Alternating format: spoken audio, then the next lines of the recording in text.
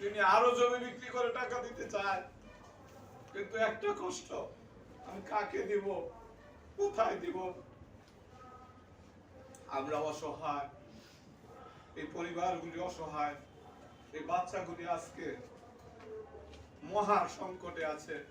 এই মেধাবী বাচ্চাগুলিকে আপনাদের সহযোগিতায় অন্য মেডিকেলে মাইগ্রেশন করে তাদেরকে রক্ষা করে, আমাদের রক্ষা করে, সকলের সুখ শান্তি কামনা করে আমি আমার বক্তব্য এখানে শেষ করছি। আসসালামু আলাইকুম। কোন থেকে 1.5 বছর চলে যাবে, আর সে যদি পরীক্ষা দেওয়ার পরে ইন্টারনেটে যেতে না পারে, তাহলে তার জীবন থেকে 2.5 বছর চলে যাবে। তাহলে 5-6 বছরের পড়া 9 বছরে শেষ হচ্ছে না, কি হবে? এখন তার কান্না শেষ হচ্ছে না।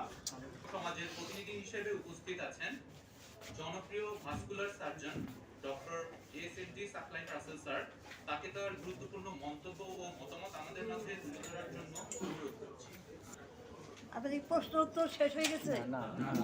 আমি আসলে আমি নির্ধারিত বক্তা না, আমি জাস্ট কয়েকটা মন্তব্য করার জন্য এসেছি। আমাদের যারা সাংবাদিক ভাই আছেন তাদের একটু হেল্প করার জন্য। আমার পরিচয় আছে, আমি ইমরান পেরেক হাসপাতালে ভাস্কুলার সার্জারি বিভাগের প্রধান হিসেবে আছি। ওদের দিকে তাকালে আমি সৌভাগ্যবান, কারণ মেডিকেল কলেজের মেধা তালিকা আমি 61তম হয়ে ঢাকা মেডিকেল কলেজে পড়ার সৌভাগ্য অর্জন করেছি।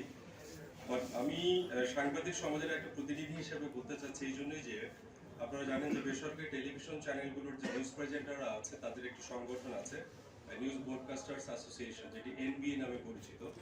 সেই নিউজ প্রেজেন্টারদের আমি সংগঠনটির আমি প্রেসিডেন্ট হিসেবে এখন আছি। আমার এখানে আসলে আসার একটা উদ্দেশ্য আছে। আমার দুর্ভাগ্য যে আমি 3rd টাইম আমি প্রেস ক্লাবে আসছি এরকম একটি সম্মেলন করবার জন্য। অর্থাৎ বুঝতেই পারছেন যে এর আগেও এরকম পরিস্থিতিতে আমি 3টা মেডিকেল কলেজের স্টুডেন্টকে পড়তে দেখেছি এবং তাদের সাংবাদিক সম্মেলন আমার থাকার সৌভাগ্য হয়েছিল।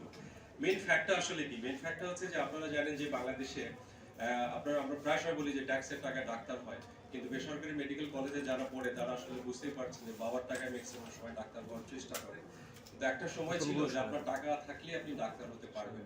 এখনকার ফ্যাক্টটা কিন্তু ভিন্ন। এখন আপনাকে মেধা তালিকায় একটা মিনিমাম নাম্বার আপনাকে পেতে হবে, মেধাবী হিসেবে স্বীকৃতি পেতে হবে, দেন আপনি অনুমতি পাবেন একটা মেডিকেল কলেজে ভর্তি হওয়ার। আবার মেডিকেল কলেজগুলোর গ্রেড আছে, আপনি চাইলে যে কোনো একটা মেডিকেল কলেজে ভর্তি হতে পারবেন না, কারণ হলো যে গ্রেড অনুযায়ী মেডিকেল কলেজগুলো ভর্তির ক্ষেত্রে কিছুটা টাকা বেনিফিট থাকে। তো আজকে দেখবেন যে একজন পরিবার তার সামর্থ্য অনুযায়ী মেডিকেল কলেজগুলো সিলেক্ট করার চেষ্টা করে, কারণ সবার আসলে খুব হাই পে দিয়ে মেডিকেল কলেজে ভর্তি হওয়ার সুযোগ থাকে না।